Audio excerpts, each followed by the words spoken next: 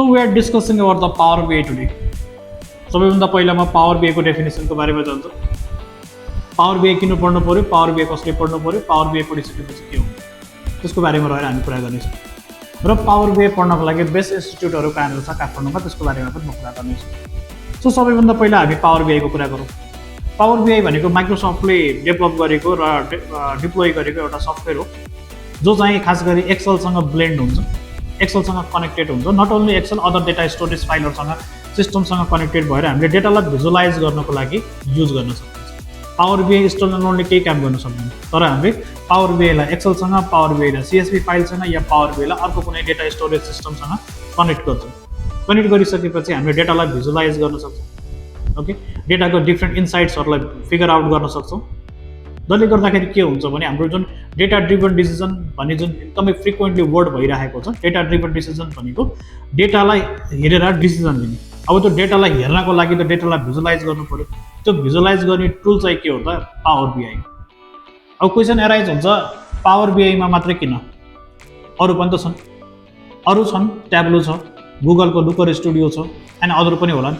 तर power BI नै किन पढ्ने भन्दा पावर बीआई एक त माइक्रोसफ्टको इकोसिस्टम जुन हामी नेपालीहरुलाई या भनौं बहुसंख्यक कम्प्युटर युजरहरुलाई पावर बीआई माइक्रोसफ्टको इकोसिस्टममा भिज्न सजिलो भएको छ. त्यसपछि यो इजी छ लर्न गर्न ल डिप्लोय गर्न, पढ्न पनि सजिलो छ. त्यसपछि रिपोर्ट बनाइसकेपछि त्यसलाई डिप्लोय गर्न पनि सजिलो छ. यो भयो पावर बीआई पढ्नुपर्ने पावर बीआई को डेफिनेसन छ. अब यी सँगसँगै आउँछ फेरि पावर बीआई कसले पढ्ने त, कसको लागि हो त power BI? So generally power BI भनेको स्टुडेन्ट्सहरुको लागि, वर्किङ प्रोफेसनल्सहरुको लागि र बिजनेस ओनर्सहरुको लागि. जस्तो वर्किङ बिजनेस ओनर्सले किन पढ्नु पर्यो भन्दा आफ्नो बिजनेसको हेल्थ उसलाई जानिराख्नु पर्यो हैन. आफ्नो बिजनेसले कस्तो परफर्मेन्स गरिरहेको छ. अब हरेक मन्थली आफ्नो एकाउन्टेन्टसँग या आफ्नो म्यानेजरसँग रिपोर्ट दिनु भन्दा उनीहरुले के गर्न सक्छन्, एउटा पावर बीआई को सिस्टम बनाएर डेली अपडेटेड हुन्छ. त्यसको डाइनामिक रिपोर्ट्सहरु चाहिँ हामीलाई म्यानुअली पेपर बेस्ड रिपोर्ट बनाइराख्नु पर्दैन. Once we create the system, once we create the pipelines, the report automatically create भइरहेको हुन्छ.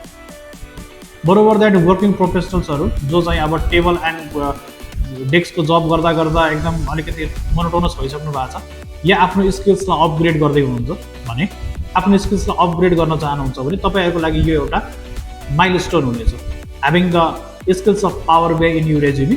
तपाईहरुको जुन एउटा बार्गेनिङ पावर हुन्छ वाइल के रे तपाईहरु इन्टरभ्यूमा कतै बस्नुहुन्छ, आफ्नो एक्जिस्टिङ कम्पनीमा कतै हुनुहुन्छ, त्यहाँनिर तपाईहरुको जबमा बार्गेनिङको क्यापेबिलिटी बढ्छ. किन बढ्छ? Just because of the power BI भन्ने जुन त्यो वर्ड हामीले राखेका हुन्छौँ आफ्टर लर्निङ दिस, जुन हामीले सर्टिफिकेट इस्यु गरेका हुन्छौँ, त्यसको बेसिसमा बढ्छ. त्यसैगरी स्टुडेन्ट्सहरुलाई त झन् यो एकदमै इम्पोर्टेन्ट नै हुने भयो. बिकज स्टुडेन्ट्सहरु अब फ्रेसर्सहरु जो भर्खरै आफ्नो करियर सुरु गर्दै हुनुहुन्छ, आफ्नो करियर सुरु गर्दाखेरि धेरै जसो स्किल्सहरु कलेज पास आउट हुँदाखेरि हामीसँग सर्टिफिकेट मात्रै हुन्छ, स्किल्स केही पनि हुँदैन. अब स्किल्स के सिक्ने त? अब बजारमा धेरै छन्, यो त्यो त्यो त्यो त्यो के छन् हैन. अनि हामीले स्किल्स सिक्दाखेरि पावर बीआई को स्किल्स सिक्यो भने other as compare to others skill यसमा फाइदा के हुन्छ? बिकज डेटा ड्रिभन सिस्टम्स भइरहेको छ, डेटासँग रिलेटेड हरेक प्रकारको स्किल्सहरु सिक्नुपर्ने हुन्छ. यो सिक्न सकेको राम्रो. त्यसमध्ये पनि सबैभन्दा स्टार्टिङ चाहिँ हामीसँग data visualisation, that is the power BI.